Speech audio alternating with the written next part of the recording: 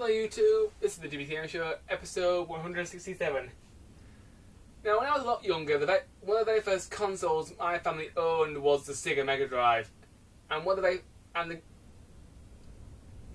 game genres that I liked a lot was the beat-em-up genre. Me and my brother used to have a lot of fun playing these simple beat-em-up games where you walk up to several guys and just punch them in the face and repeat a lot.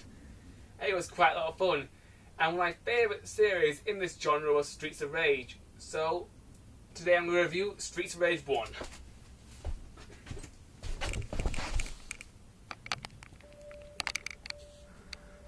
Right, that's my Nintendo Wii. So let's start this review. Now, Streets of Rage 1 is a very good 2D beat-em-up. These days, beat-em-up was not that popular because beat-em-up games didn't really work that well in 3D. The last one I played was one called The Bouncer for the Sony PlayStation. It was okay, but it was kind of boring. And also, it was really, really long. Anyway, back to Streets of Rage. The story for Streets of Rage is pretty simple. Basically, you play as an ex-cop, and well, 3 ex-cops to be precise. You've got Adam, Axel, and Blade, and these 3 characters all used to be coppers, but they left the cop unit for some reason which I can't remember what it was. But there's this big crime boss, and he's got all his disciples together to start causing trouble on the streets.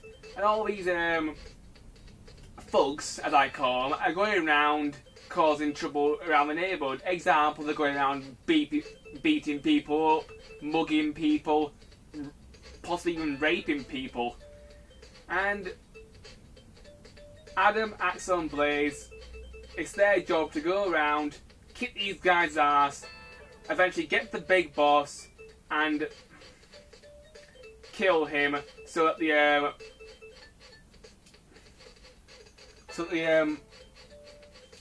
thugs will stop raping women and beating everybody up and stealing everybody's money. So the story is very simple and also kind of a little bit silly. But hey, it's a beat 'em up. You don't really need a good story for this, do you? I'm going to play as Axel because he's one of my favourites. The graphics for this game, they're pretty good. I played the Game Gear version of this game once, and the graphics were pretty much terrible. But for the Mega Drive version, the graphics are pretty much perfect.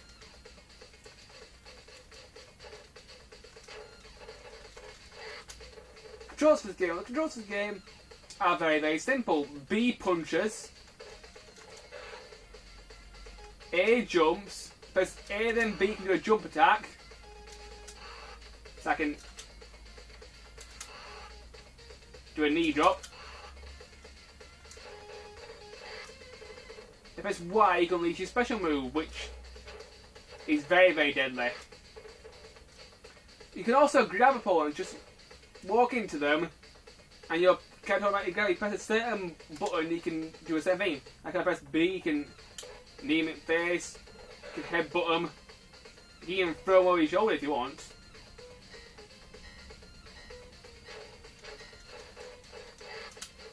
So there's a large variety of attacks that you can do with your character, which is nice. It helps change the gameplay.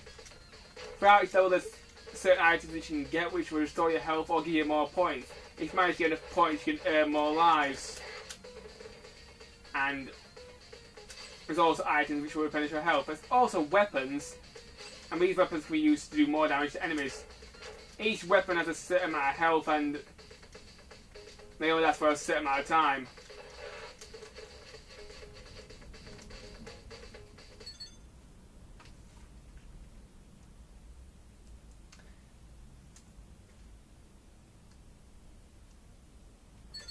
Anyway, since there's a lot of enemies around, I use my special move. You corner a cop car, we get a rocket launcher out, and this destroys all the enemies on screen and also does a lot of damage to bosses. You only get one special move at the start of each level, but if you manage to find a certain item, you can replenish your special moves. It's my favourite item in the game, the lead pipe, which does a lot of damage.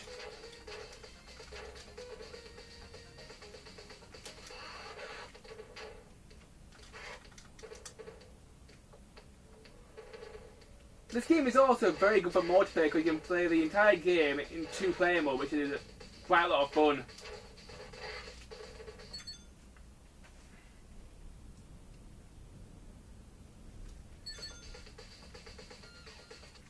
Another thing that you can do if you want to make the game easier for yourself is if you go into the options menu,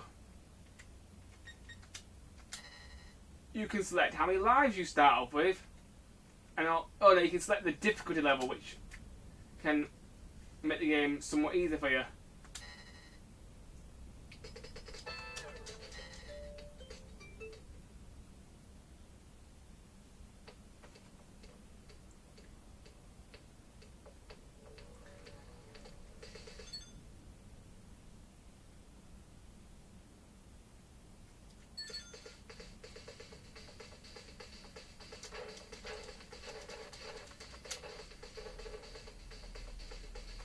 The music of this game is also very good. It's got a very nice punk rock sort of beat to it. This is one of the other characters. This character's called Adam, and instead of doing a knee drop, he's got a jump kick. He's probably my favourite character in the game because I'm not very fond of the knee drop that Axel has, but most of the time I either play as Axel or Adam.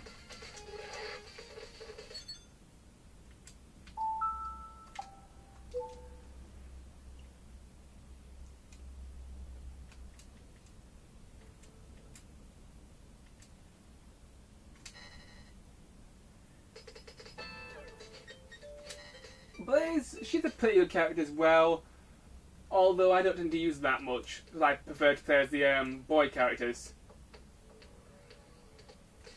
But she has some good moves.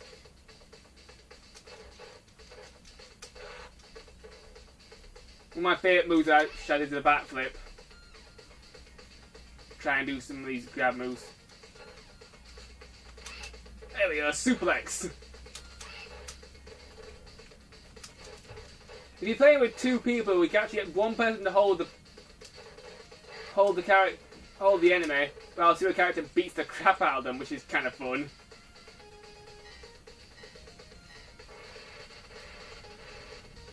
The game isn't really that long, you can probably beat it in less than 5 hours. Although the game can get very difficult if you've got the game on the highest difficulties. Give me a moment, YouTube. I'm going to try to find one of the bosses and show off one of them.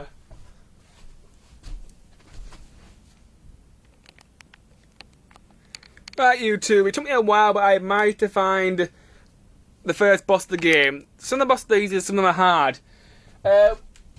One boss which I can't remember which game it in, but it was really annoying. It was this guy who had all these giant fingernails. He used to throw the fingernails at you.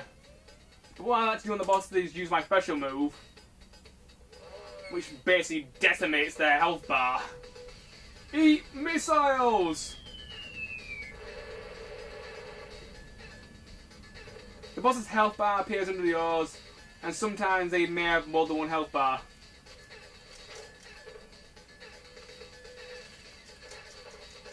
Some bosses in the game are kind of difficult. They're these big fat guys, and if you pick them up and try and do a suplex on them, they will crush you.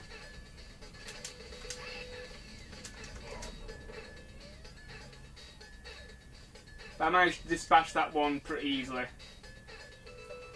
At the end of the stage, you will earn bonus points for how quickly you cleared the level and how much. And that's pretty much it. If you manage to collect enough points, you can also get more lives. I'll just play for a little bit longer and show this next level. I've got a little bit more video time left before I go to my complaints. The bags of gold would basically just give you more points. The The apple gives you more health. The pork chop fills your health bar full. And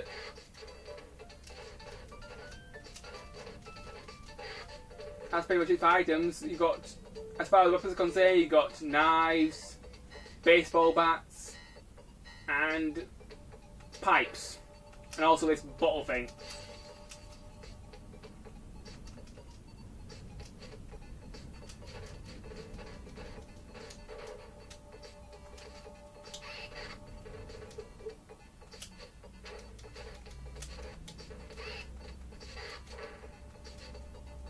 And this item here is an extra life. And there's an item that looks like a police car. That's the item that gives you the opportunity to pull off one of your special moves again. But the special move items are probably the rarest item in the game, and you don't get that many of them. And you can't even use them in the final stage because you're in this giant building and it's really difficult because you've got to fight all the bosses you've previously fought.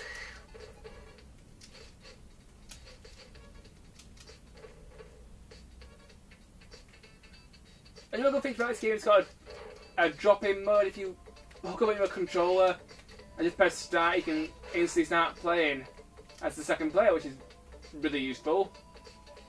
Okay, if you want your friend to drop in and help you, you can. And then they can drop out later if they have to go home or something.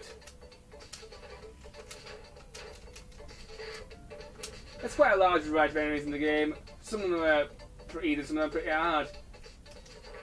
Those blue guys are probably the easiest enemies, but these karate guys can be a bit annoying because if you let them, they will kick your ass.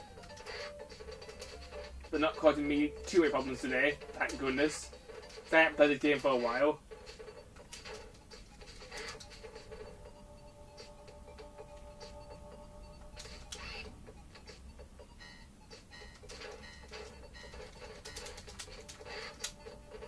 Anyway, YouTube, that's all I want to show as far as gameplay is concerned. Now let's go into my complaints.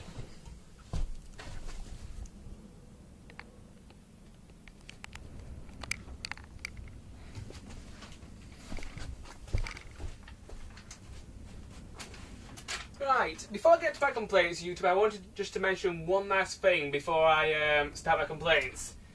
Also, towards the end of the game, there's kind of like a multiple ending sort of thing. On the boss fight with Mr. X, which is the final boss, if the second player selects I want to be your right hand man, after you kill Mr. X, you will also have to kill your friend, and this will change the ending of the game. So another thing that was really good at this game, it had 3 different endings, which was kind of unique because most Mega Drive games had only one ending and they were pretty much really short. Anyway, my complaints about Streets of Rage 1. I have 0 complaints. Streets of Rage 1 is one of the best beat-em-up games I've ever played in my life. And I have very happy memories of playing with my brother. This game is very easy to find these days. It's 800 Wii points on the Wii Virtual Console. It's definitely worth buying and definitely worth playing. Buy it, you definitely won't regret it. So I give this game a very well deserved 4 out of 5. My next review will be Mario and Luigi's Partners in Time for the DS. But I ain't got time for that today, YouTube. Until then, bye!